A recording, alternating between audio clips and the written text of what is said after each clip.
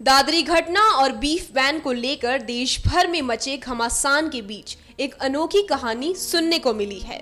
देश में बने सांप्रदायिक तनाव को कम करने की दिशा में एक शिक्षक ने अनोखी पहल की है। व्यक्तिगत आजादी, पसंद के खाने के अधिकार का समर्थन, सहनशीलता और भाईचारे का संदेश लोगों तक पहुंचाने के लिए सेंट स्टीफेंस कॉलेज के एक मुस्लिम प्रोफेसर ने अनोखा तरीका चुना है। हम आपको पूरी कहानी बताने से पहले इतना बता देना चाहते हैं कि saint Stephen's college Delhi university के बेस्ट कॉलेजेस में शुमार है। हालांकि ये प्रोफेसर खुद पोर्क नहीं खाते, लेकिन इन्होंने जो इसे खाते हैं उन्हें खिलाने के लिए रेस्टोरेंट ले जाने की पेशकश की है। इस्लाम धर्म में पोर्क खाना मजहब के खिलाफ माना जाता है। सेंट स्टीफेंस कॉलेज के प्रोफेसर एशले एनपी ने अपनी फेसबुक पोस्ट में लिखा, ये इनविटेशन सभी के लिए खुला है। इस बात से कोई फर्क नहीं पड़ता कि उनको मैं जानता हूं या नहीं। जो लोग पहले दिलचस्पी दिखाएंगे उनमें से 5 को चुना जाएगा।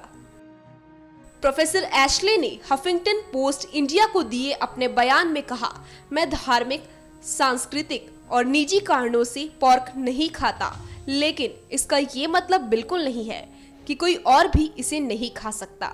एशले ने अपनी फेसबुक पोस्ट में लोगों से कहा कि अगर वे पोर्क खाना चाहते हैं या फिर इस आयोजन का हिस्सा बनना चाहते हैं तो वे अपना नाम और फोन नंबर उनके साथ शेयर कर सकते हैं। प्रोफेसर एशले ने इस अनूठी पहल के बारे में बताया कि इस बारे में उन्होंने तब सोचा जब उन्हें पता चला कि देश भर में लोग दादरी में बीफ खाने की अफवाह पर मारे गए इखलाक की हत्या के विरोध में बीफ पार्टियों का आयोजन कर रहे हैं।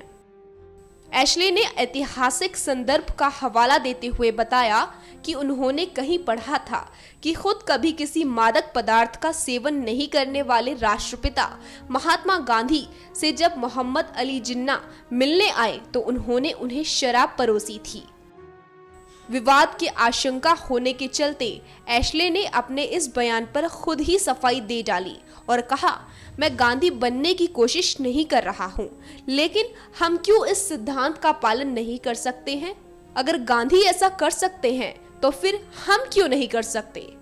उन्होंने अपनी बात को आगे बढ़ाते हुए कहा कि मैं जानता हूं कि पोर्क खाने पर भारत में कहीं भी मनाही नहीं है। किसी को इसे खाने के लिए पीट कर मारा भी नहीं गया है, लेकिन जो लोग ऐसा करते हैं उन्हें लोकतंत्र, पसंद नापसंदी के अधिकार, इंसानियत और दोस्ताना बर्ताव का कुछ तो सबक देना ही होगा।